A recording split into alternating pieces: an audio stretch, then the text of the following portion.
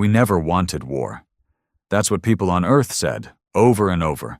We never wanted war. Not with the Zurath, not with any species out there in the void of space. All we ever wanted was peace, trade, and understanding.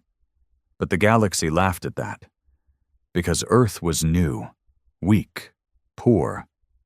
Software humanity was the youngest species to join the intergalactic accord, and we were seen as nothing more than late-evolved primates with too many emotions and too much curiosity for our own good. We weren't feared, we weren't respected, we were tolerated. Barely. So when the Zurath came for the colony on Juno 9, no one cared. The Accord didn't respond to our distress calls. They claimed sovereign jurisdiction laws prevented intervention. But the truth? They didn't want to start a war with the Zurath over a bunch of humans trying to grow potatoes on a red rock in the Outer Rim. What they didn't understand, what they never understood, was that humanity keeps its pain close. We remember our dead. We carry grudges like heirlooms. We were told the Zurath would teach us a lesson. And they did. They made an example of Juno 9. 3,000 colonists lived there. Scientists, farmers, engineers, and families. They had no weapons, just shields, and a communication beacon that went dark within minutes. The Zurath landed, burned the crops, crushed the habitat domes, and broadcast the execution of every adult human live on their military channel. The children were left to suffocate slowly. When the footage reached Earth, the world stopped. Every screen went black.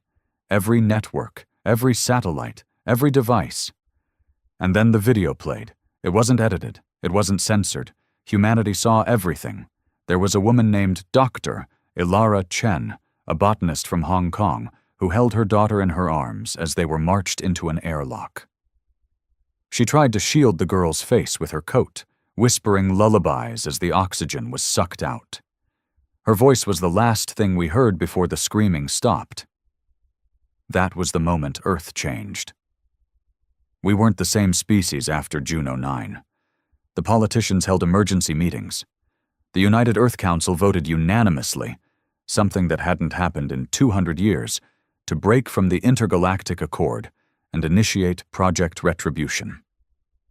We didn't have the technology to rival the Zurath, not yet, but we had rage, and rage makes you inventive.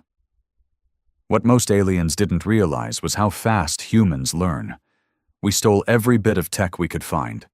We hacked into alien systems, bribed fringe species, even reverse-engineered wreckage from the Juno 9 ruins. Within 2 years, Earth had ships that bent space, weapons that ripped open gravity wells, and AI that learned alien tactics in minutes. But it wasn't just weapons. We trained soldiers, but not like any before. They weren't bred for obedience. They were built for vengeance. Orphans of Juno 9 made up the 1st Battalion. They called themselves the Ashborn. And when the first Earth dreadnought launched, named Ilara's Wrath, we didn't ask for permission. We didn't negotiate. We hunted. The Zurath controlled 72 worlds. We marked them all, but we didn't go after their home planet first. No, we started with the outer colonies, the ones where they sent their young warriors for training, the ones where they celebrated their victories with fireworks and blood wine. We didn't fire a single shot at first. We hacked their systems, shut down oxygen scrubbers, disabled gravity, let the cold of space do the rest. And then, before leaving, we broadcast a message. You destroyed our friends. Earth made sure you'll never celebrate again. The galaxy started to whisper. Then they started to panic. Because humans weren't just fighting back, we were strategic, cold, merciless. Everything they said we weren't. And the Accord? They sent envoys, apologies, requests for dialogue. Earth didn't respond. We didn't want treaties. We wanted them to feel what we felt, to hear what we heard, to lose what we lost. And this was only the beginning. The Zurath didn't expect us to be patient. They expected revenge, sure, primitive and fast, like a cornered animal lashing out. But that wasn't what they got. What they got was something far worse. Humans didn't strike from anger, we struck from clarity. We planned every attack like a symphony, and every death we handed out was deliberate. By the time they realized what we were doing, 5 of their colonies had gone dark. Not destroyed, emptied. No craters, no wreckage, just silence. One by one, their training bases, fuel outposts, and listening satellites simply disappeared. Not a soul left alive. Our ships came and went like ghosts. No one saw them, no one heard them. Just a faint echo of a signal where a city used to be. The Accord started to panic. Species that once looked at us like zoo animals now saw something else in our eyes. Fear. That's when the stories began. A Zureth war captain named Gaeltor claimed his fleet was haunted by shadows. He said Earth had built weapons that didn't kill the body, but erased the soul. His last transmission was nothing but static and screams before his cruiser imploded from the inside, without a single missile fired. The Accord's council demanded an audience with Earth. Earth sent back a name: Talia Monroe. She had been a schoolteacher on Juno 9. Her whole class had suffocated during the attack, 12 children, ages 5 to 10. The Zureth left a message in the sand outside the shattered dome. Teach this ape. She survived. She was never the same. When the Accord delegation landed in Geneva, Talia met them on the front steps of the United Earth Council, dressed in black, her arms sleeved in tattoos, each line representing a child who died under her care. She didn't speak. She didn't bow. She just handed them a single data crystal and turned her back. Inside the crystal was the full archive of Earth's next phase, Operation Echo Silence. It wasn't just military, it was cultural, psychological, strategic. Every Zureth celebration, every holiday, every festival, every moment of unity or remembrance that meant something to them was listed, marked for destruction. They celebrated our suffering. Now they will mourn every joy they ever knew. We struck on the Zureth's sacred day of flame, a planetary-wide celebration of their first galactic conquest. It was their version of our Independence Day, except with fire rituals and blood oaths. The whole species shut down for the festivities. So did we. We hijacked their comms. As the fireworks lit up the skies of Zureth Prime, our signal replaced their anthem.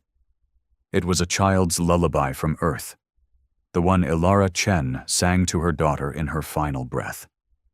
We broadcast it across every city, every house, every ship, a soft, human voice humming against the glow of burning cities. Then our drones activated. No bombs, just nanites. Billions of them, small as dust, designed to melt through technology and erase digital archives. In 1 hour, we deleted every record of the sacred day of flame.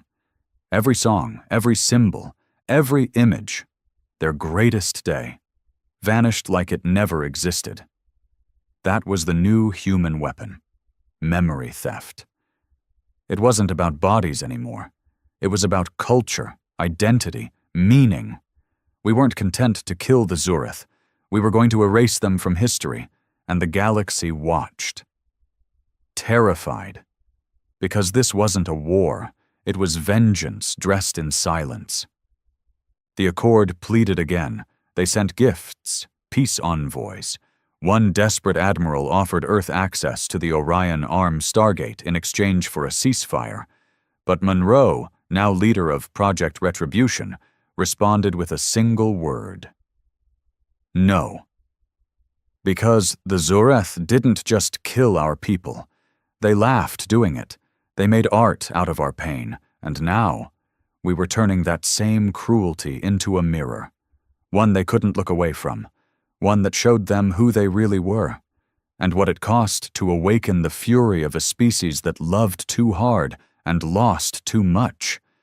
Earth wasn't fighting to win anymore. We were fighting to remind them, You don't destroy our friends and think you'll ever celebrate again." The Zureth began to unravel. It wasn't immediate, not loud or explosive. It was subtle, like hairline fractures in the hull of a ship. They stopped smiling in public. Their once proud broadcasts, full of chest-thumping victories and imperial propaganda, became muted. Their leaders spoke in cautious tones. There were no more parades, because every time they tried to feel joy, Earth took something from them. One colony held a private naming ceremony for a newborn, hidden from galactic transmission. No one outside their moon was supposed to know. But we did. Within 24 hours, the moon's gravity collapsed, artificially. All atmosphere, all life, gone. We left a message at the event hall. "You don't get to name what we buried." Across the galaxy, other species whispered about us. About the humans, about the Ashborn, about Monroe. They didn't say our names in public anymore. Just them. Those who came after Juno 9. The ones who do not forgive. We stopped wearing insignias. Our ships bore no flags, no codes, because Earth didn't need identity anymore. Vengeance was the identity. Talia Monroe walked among ruins and planned her next moves without emotion. She no longer operated from Earth. She led from orbit aboard Ilara's Wrath, which now had its own moon-sized AI brain. The children of Juno 9, grown, trained, and changed, ran the intelligence network that fed every mission. They didn't laugh anymore. They didn't even speak often. They whispered to each other in a language they made after the war. One built around pain, one that couldn't be translated. The Zureth, once so proud of their culture, found theirs disintegrating under the weight of silence. Their archives, songs, history, names, even DNA records had begun to vanish, erased in coordinated strikes. Some tried to save what they could by reverting to analog, hiding books, painting murals on cave walls. It didn't matter. We found those too, because Earth had learned how to hunt memories. We deployed units called the Echo Division, comprised of survivors from lost Earth cities, refugees from earlier alien skirmishes, linguists, and digital archaeologists. Their mission was to infiltrate, find cultural relics, and destroy them with surgical precision. No flame, no bombs, just the quiet death of identity. But there was one thing even Monroe hadn't expected. The Zureth started to fracture from within. Some began to resist their own government, claiming the war with Earth was cursed, that they'd awoken a vengeance older than time. Others formed death cults worshipping humanity as divine punishment. They called us the Forgotten Flame. Some begged for extinction, believing it would bring peace. Their leaders couldn't contain the spiral, and so, for the first time since Juno 9, they did the unthinkable. They surrendered. Not to the Accord, not in public, but directly to Earth. A Zureth general named Volkar, once commander of the Juno 9 assault fleet, sent a personal transmission to Monroe. His face was aged, haggard, his skin dull, his eyes hollow. He fell to his knees on screen. "I was wrong," he said. "You are not weak. You are not children. You are judgment itself." He offered his death, and the location of a secret archive vault containing the last unerased records of the Zureth's proudest history. He begged her to leave his people with something. Monroe didn't blink. She had the vault sterilized and sealed in neutron ice. Then she renamed the coordinates. Juno's silence. Even that last request, the mercy of memory, was denied. We didn't want reparations. We didn't want apologies. We wanted legacy. To make sure no one, ever again, would dare do to another what was done to us. To ensure that across every star, when species spoke of Earth, they didn't speak with pity. They spoke with fear. And maybe, just maybe, with understanding. Because Earth was never meant to conquer. We were meant to remember, and to make sure no one else ever forgot us again. The Accord couldn't stay silent anymore. They had watched Earth exact vengeance with terrifying precision, and for a while they hoped it would burn out, like a wildfire starved of fuel. But it didn't. Earth didn't rage blindly. We burned only what mattered, only what hurt. And that terrified them even more. Because you can't negotiate with clarity. So they called for a ceasefire summit. They invited all known species, every high-ranking diplomat, every peacekeeper, every empire in the quadrant. The meeting was to be held on Virella, a neutral moon orbiting a dead world. No weapons, no ships in orbit. Just talk. Earth didn't show. Instead, we sent a file, encrypted, ruthlessly simple. No virus, no threat, no AI trap. Just one image. It was a classroom. One from Juno 9, 12 desks, tiny chairs, bright drawings pinned to the walls, and in the center, scorched into the floor, was the outline of a child curled in fear. Beneath it, a single sentence. "This is why we don't forget." The image broke the summit. Half the species in attendance walked out. Some broke into arguments. One delegate from the Siren Coalition tore his own ceremonial robe in grief and announced his resignation.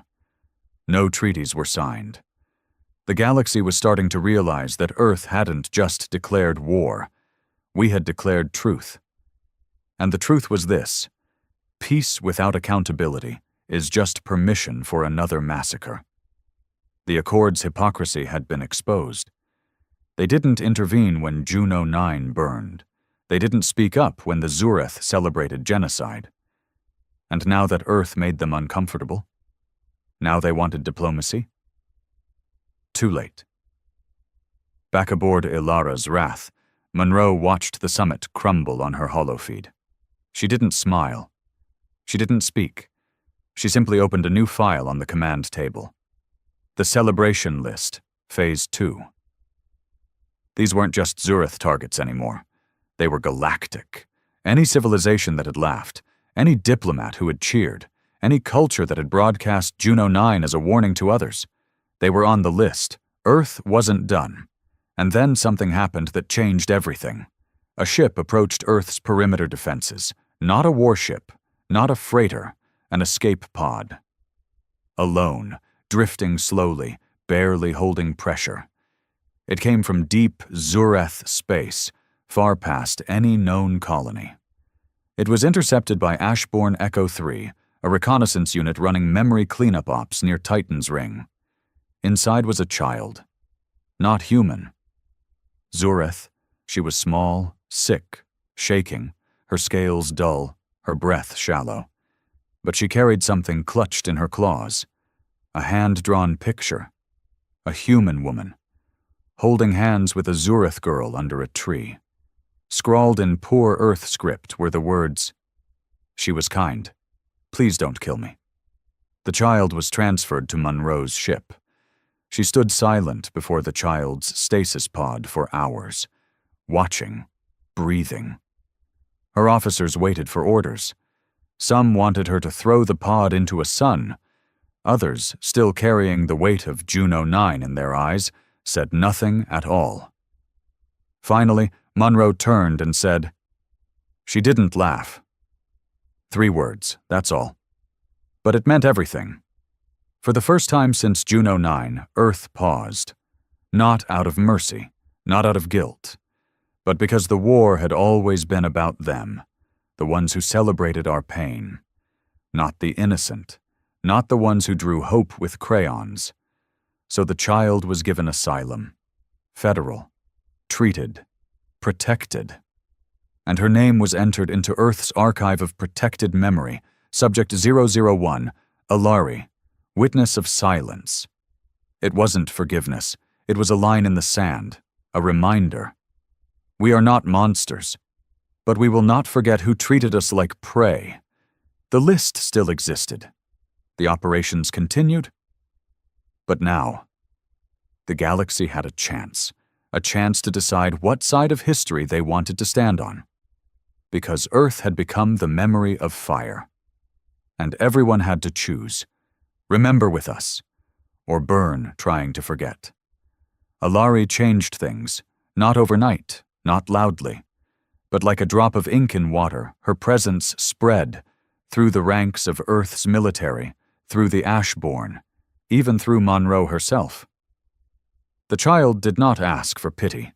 She did not beg. She simply existed. Quiet, observing, drawing, every wall in her quarters became covered with sketches, a field of stars, a human child holding hands with Azureth, a home with no flags. It wasn't the art that unsettled the crew of Ilara's wrath. It was the innocence in it, the belief that there could still be peace after everything, that even the daughter of murderers could choose a different path.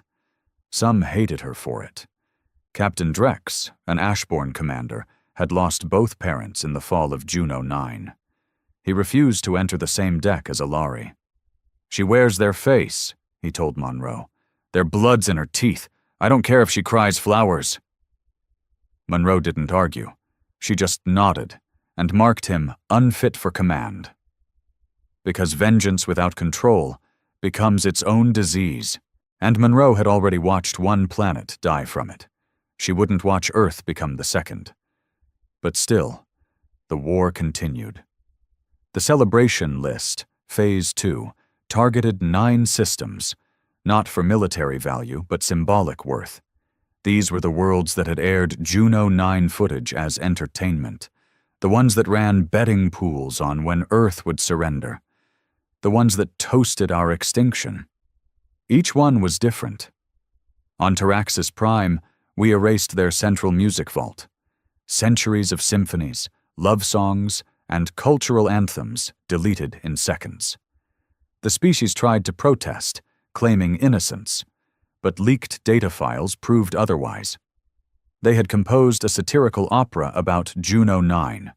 They called it The Dancing Apes of Dust. The lead composer was found dead the next morning.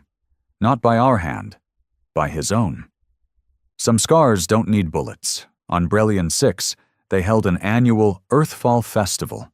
Costume contests, mock executions, children dressed as suffocating colonists. We sent one probe. It hovered silently over the city for 3 days. Didn't fire, didn't move.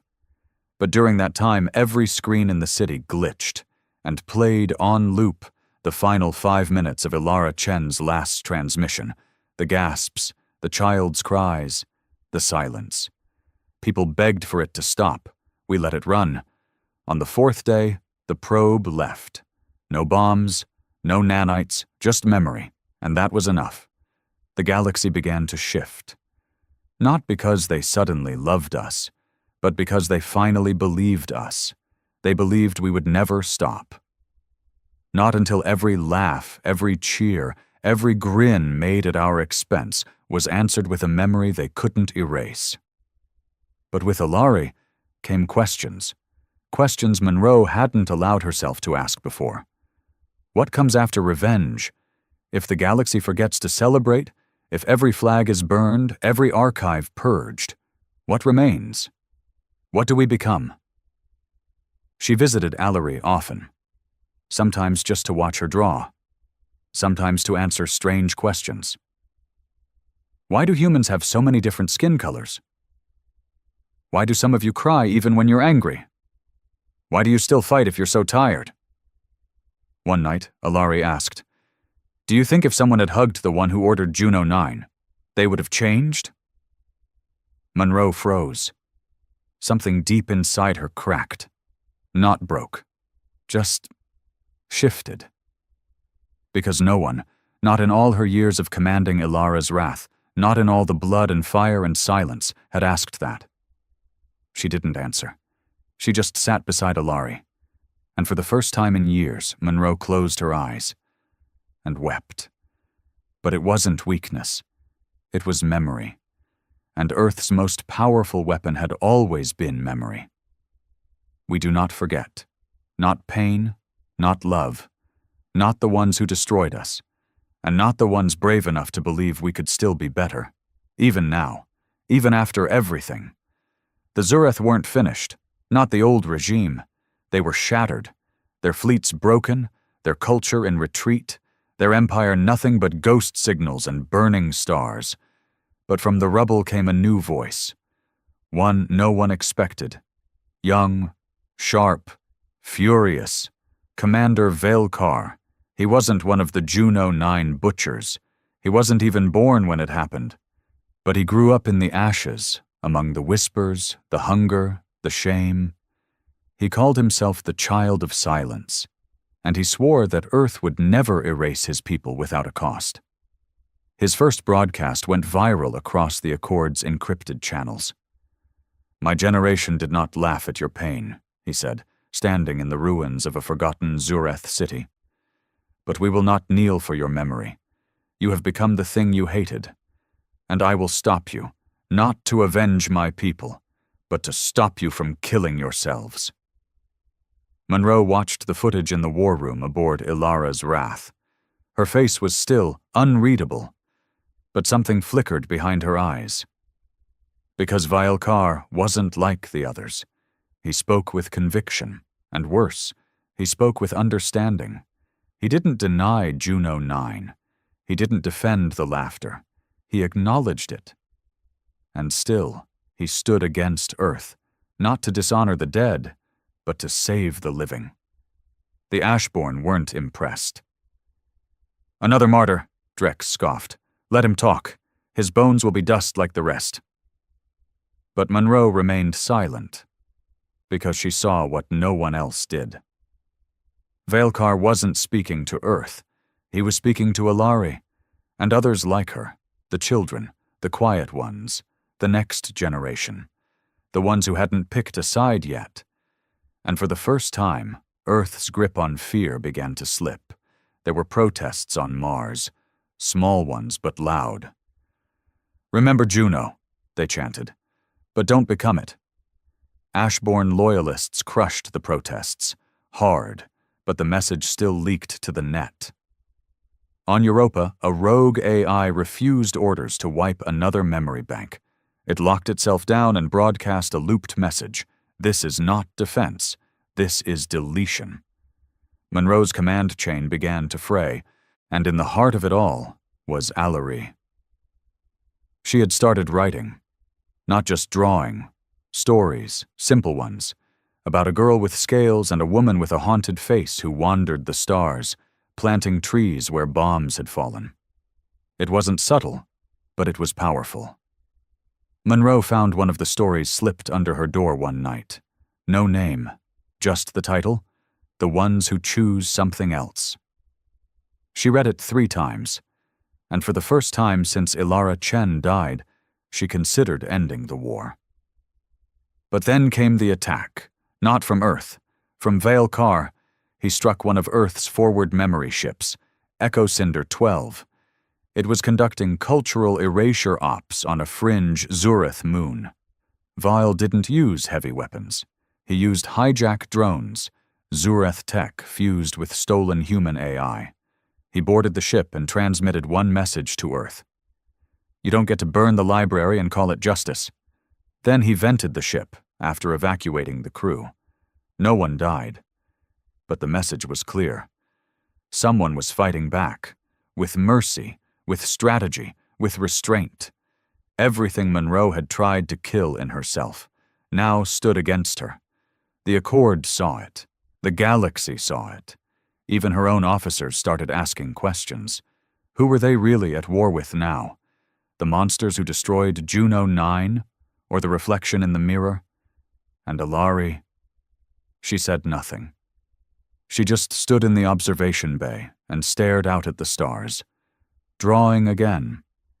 This time she sketched Monroe, not in black, but in gray, and behind her a path of burned planets, with flowers trying to grow through the ash. The skies over Earth darkened, not with clouds, but with doubt. Monroe could feel it in the way her officers saluted her, hesitant, unsure.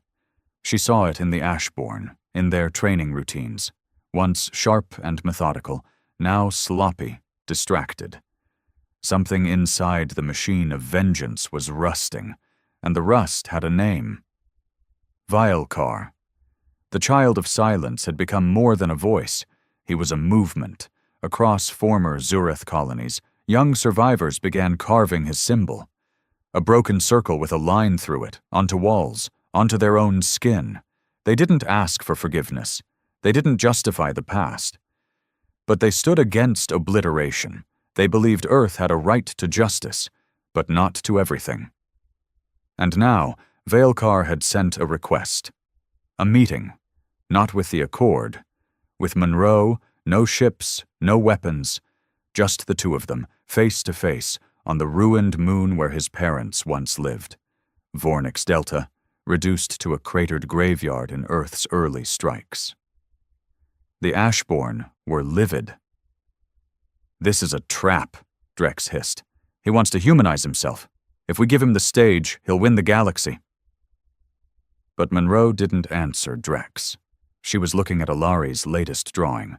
It showed two shadows standing under a ruined sky. One was tall, cloaked in black. The other had horns and a scarred jaw. Between them was a single seed, buried in ash. The image haunted her. And so, she went.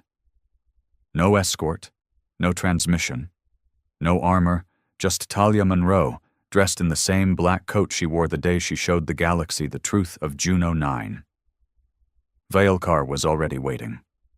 He was younger than she expected, barely in his 20s, with a sharp jawline, silver-green scales, and tired, ancient eyes. They stood in silence. The wind howled. Then he spoke. "You were right to remember," he said, "but now you're making others forget." Monroe's voice was cold. "I don't want their forgiveness." "I'm not offering it," he replied. "I'm offering something else." She raised a brow. Vile pulled a metal cube from his satchel. He placed it between them. It hummed, then unfolded into a hologram. Records of Zureth war crimes. Names, command orders, the entire chain of command from Juno 9. Things even Earth hadn't found. "I want them punished," he said, "publicly, permanently." "And in return?" she asked. He looked her dead in the eyes. "You stop killing culture." She didn't speak. He stepped closer. "You've won, Talia. The Accord fears you. The galaxy will never mock Earth again. But what comes next? You kill every song? Every story? You make the universe forget why your vengeance mattered?" Her silence was heavy, because deep down, she knew. Juno 9 had become more than a wound. It had become a weapon. And weapons don't know when to stop unless someone tells them to. Vielle knelt. Not as a plea, as a challenge. "Be the woman from the stories," he said, "not the monster they think you are. Show us what memory is really for." Monroe didn't respond, not with words. She took the cube, turned her back, and walked to her shuttle. When she returned to Ilara's wrath, she said nothing to her crew. She locked herself in the command chamber and uploaded the files. The AI flickered. "Confirmation," it said. "Proceed with tribunal data?" She paused. Then whispered, "Not yet." Instead, she summoned Alari. The girl arrived quietly, her hands stained with charcoal from drawing. Monroe handed her the cube. "You wanted to write endings," she said softly. "Maybe this one's yours." And for the first time, Alari smiled. Just a little. Alari sat alone in the memory chamber. The cube Vilekar had given Monroe pulsed softly in her hands, as if alive. Inside it were thousands of names, coordinates, logs, and orders, evidence so precise, so damning, it would tear apart the last of the Zureth command structure. The real architects of Juno 9. The ones who gave the orders, toasted the executions, and laughed as the children died. She knew what it meant. This cube was the final justice, or the beginning of something else. Monroe stood behind the glass, watching Ilari, her face unreadable. Around her, the command deck of Ilara's Wrath buzzed with quiet tension. The Ashborn waited for the next directive. Some still wanted blood. Some had started to question. And others, like Drex, looked at Ilari with barely concealed disgust. "She's soft," Drex had muttered earlier. "Letting her choose is a mistake." But Monroe wasn't listening to Drex anymore. She was listening to something else, something older than pain, older than vengeance. She was listening to the possibility of an after. Ilari stepped out of the chamber, her eyes wide, her hands trembling. She walked straight to Monroe, held the cube out, and whispered, "We do this, but we show it." Monroe frowned. "Explain." "We don't just prosecute them behind closed doors. We don't kill them in shadows like they did to us. We show the galaxy what justice looks like, what memory looks like." "And if the Accord tries to stop us?" Monroe asked. Ilari's voice didn't shake. "Then we remind them who taught the stars to fear." The Ashborn Tribunal was held 2 weeks later, broadcast live to every known system. It was the first time Earth had ever revealed its courtroom to the galaxy, not in vengeance, but in reckoning. The accused were 11 Zureth officers, captured in the final sweep of Phase 2. Some had gone into hiding. Others had attempted to erase their own records. One tried to swallow a toxin capsule before the trial began. The Ashborn made sure he lived long enough to face the charges. The footage from Juno 9 was played again.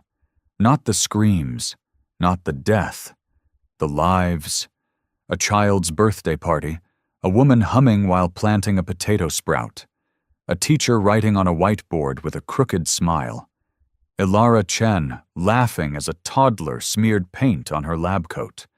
Then the transmission cut to silence, and the trial began. One by one, the Zureth commanders were questioned, shown the records, the signatures, the laughing toasts. Some denied, others wept. None were spared. But the verdict wasn't execution. It was remembrance. Each of them was sentenced to the Hall of Memory, a living prison orbiting Saturn where they would spend the rest of their lives maintaining the Juno 9 archives. Their job? To preserve every name, every voice, every drawing, every moment stolen by their orders. Their punishment was to become caretakers of the truth. The Accord was stunned. Galactic feeds were flooded with reactions. Some praised Earth's restraint. Others condemned it as psychological cruelty. But all agreed. This was no longer the Earth they thought they knew. This was something new. And when Ilari spoke at the closing of the tribunal, her voice echoed across every channel, every world. "I am not human, but I carry their stories now. The Zureth took lives and laughed. Earth remembered and burned. But I ask you this, do we want to be known for what we destroy, or for what we refuse to forget?" Silence followed. Then, applause, not from everyone, but from enough. Back aboard Ilara's Wrath, Monroe stood alone on the observation deck. The stars stretched out in every direction, so wide, so cold, so full of ghosts. Ilari joined her, quiet as always. "Did we win?" she asked. Monroe didn't answer right away. She closed her eyes and pictured Juno 9. The heat of the sun over the red fields, the smell of soil, the sound of a child's laugh before the wind took it. "I don't think this is the kind of war you win," she said. Ilari nodded slowly. "But we didn't become them." "No," Monroe said. "We didn't." And in the silence that followed, Earth changed. Not into a conqueror, not into a victim, but into something far more dangerous and far more hopeful. A keeper of memory, a guardian of truth.